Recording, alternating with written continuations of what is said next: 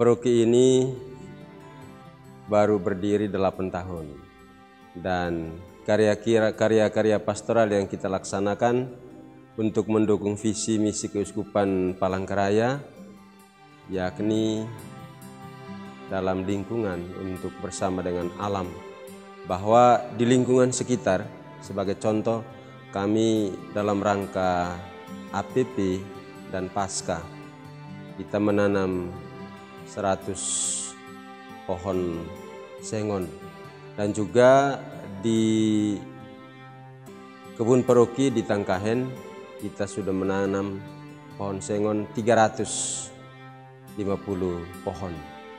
Tetapi itu membutuhkan perawatan dan juga usaha untuk berusaha supaya mereka tumbuh sengon itu. Tetapi juga selain dari situ, selain dari sengon, kita kepada umat kita sudah membuat pendataan, dan umat paroki ini kebanyakan adalah anak-anak dan usia lansia kira-kira 1%, dan kebanyakan itu adalah usia yang usia produktif untuk paroki ini.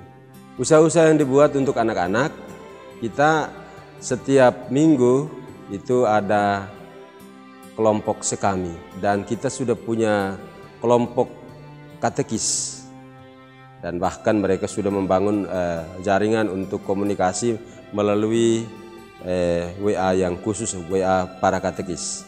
Dan itu mereka membuat tugas untuk mendampingi anak-anak yang setiap minggu itu didampingi di pastoran.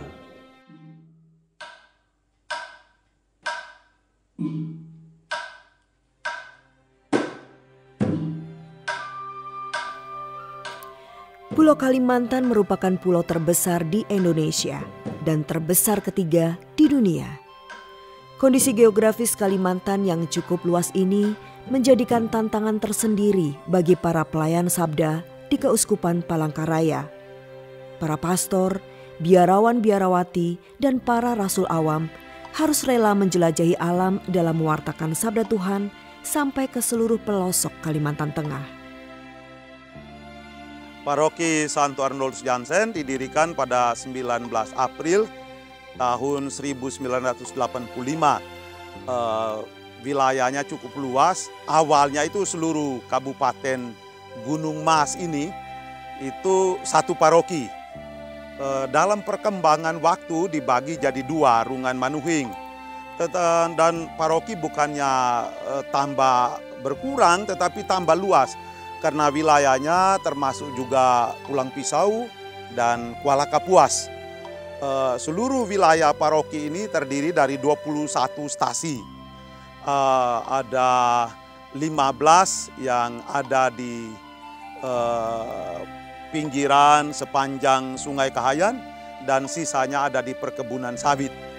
Maka karya-karya kami di paroki ini terdiri dari pelayanan ke stasi-stasi, ada sekolah, dulu ada rumah sakit jauh di hulu, tetapi sekarang ini sudah tutup karena tidak ada tenaga. Pastor Clemens awal mulanya berpikir untuk mengelola, mau menangani semua, kecuali pelayanan pastoral di paroki-paroki, sekolah, tetapi di rumah sakit. Tapi beliau tidak menyiapkan tenaga yang cukup, maka dalam perjalanan waktu rumah sakitnya ditutup, sedangkan sekolah itu mau dibubarkan, sementara guru-gurunya itu agak protes, dan sebagian guru itu Katolik. Mereka berpikir bahwa gereja punya misi bukan hanya karya pastoral tapi juga pendidikan.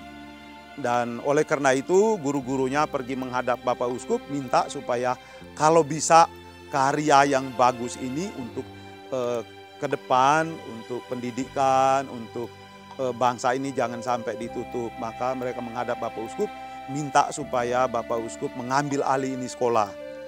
Permintaan Pastor Clemens kepada Bapak Uskup cuma satu, yaitu jangan sampai seorang guru pun diberhentikan.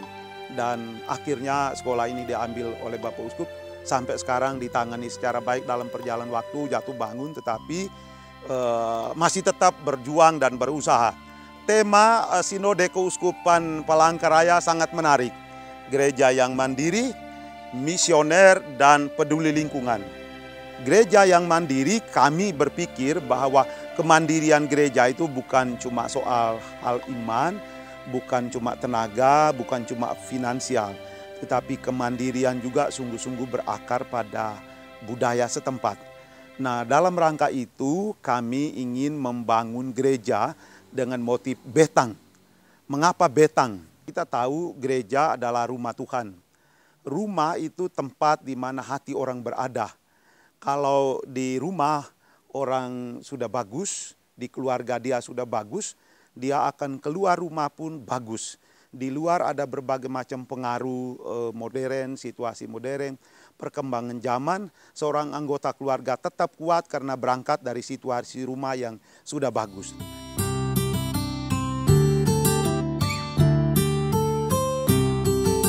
Dengan semangat pelayanan kasih, para pewarta sabda di Keuskupan Palangkaraya menjadikan tantangan sebagai saluran rahmat kasih Allah dalam melayani sesama.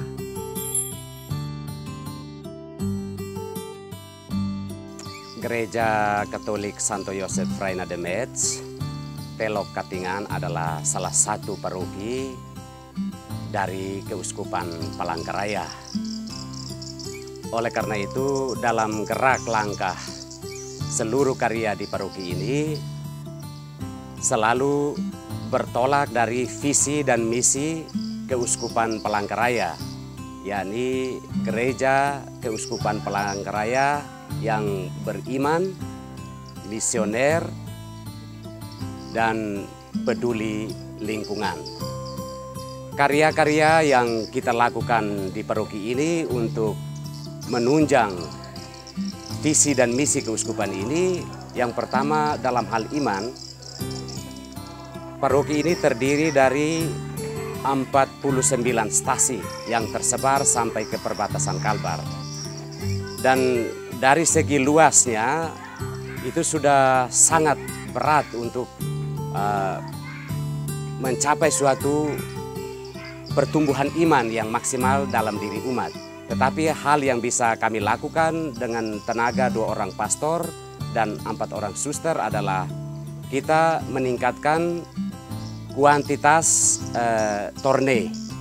Dengan maksud bahwa dengan semakin banyak kita torne sebulan sekali untuk stasi-stasi yang jauh, itu kita membiasakan liturgi.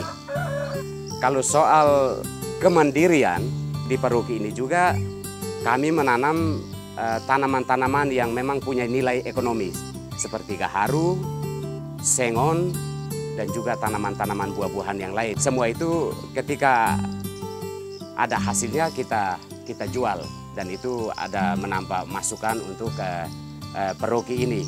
Selain itu kami juga memelihara ayam. Ayam kampung ini sekitar ratusan ekor. Ada babi sekitar 6 ekor, lalu ada sapi. Memang tujuan utama bukan untuk keuntungan ekonomi finansial, tetapi bahwa ada satu pengaruh kepada masyarakat untuk menggerakkan mereka bahwa ternyata lahan ini jangan dibiarkan untuk tidur atau dibiarkan kosong, sementara kita kemudian mengeluh bahwa kita ini miskin, kita susah. Perkembangan di sini banyak orang membangun sarang walet. Lalu kita melihat bahwa di tempat ini juga mungkin cocok, akhirnya berpikir demi kelancaran karya-karya di paroki ini, kita bekerja sama dengan SVD dan membangun sarang walet ini. Membangun gereja yang mandiri adalah perjuangan yang harus diusahakan secara terus-menerus. Kemandirian gereja adalah upaya untuk memperkembangkan semua potensi yang diberikan oleh Tuhan secara bebas, bertanggung jawab, dan berguna bagi seluruh karya pelayanan gereja. Melalui proses kebersamaan, gereja diharapkan dapat mencapai kedewasaan penuh dan pertumbuhan sesuai dengan kepenuhan hidup Yesus Kristus.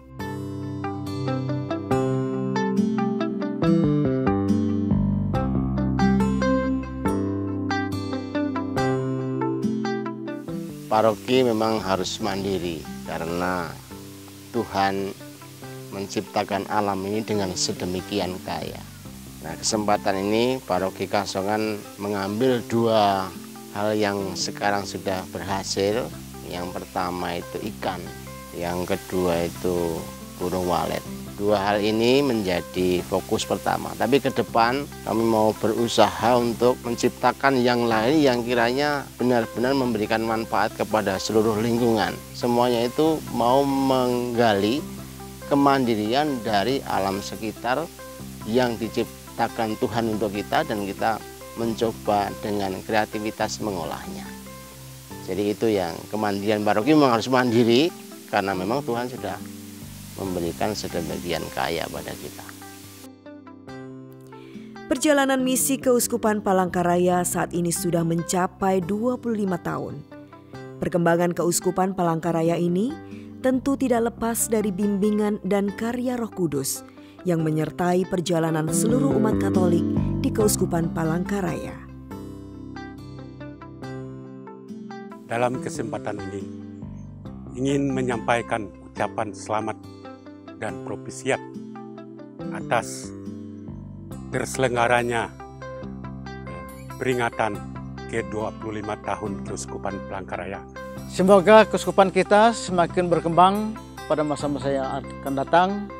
Semoga Gereja Katolik Keuskupan Palangkaraya, khususnya orang muda sebagai garda depan gereja, semakin bertumbuh dan berkembang dalam iman, agar orang muda Katolik Keuskupan ini semakin berkembang dalam iman, misioner, mandiri, dan peduli lingkungan hidup.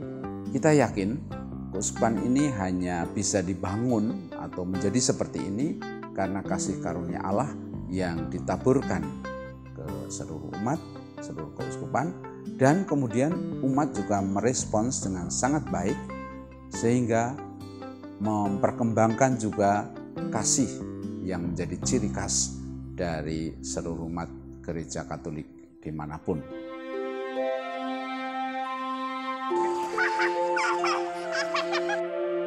Perjalanan misi umat Katolik di Keuskupan Palangkaraya tentu masih sangatlah panjang.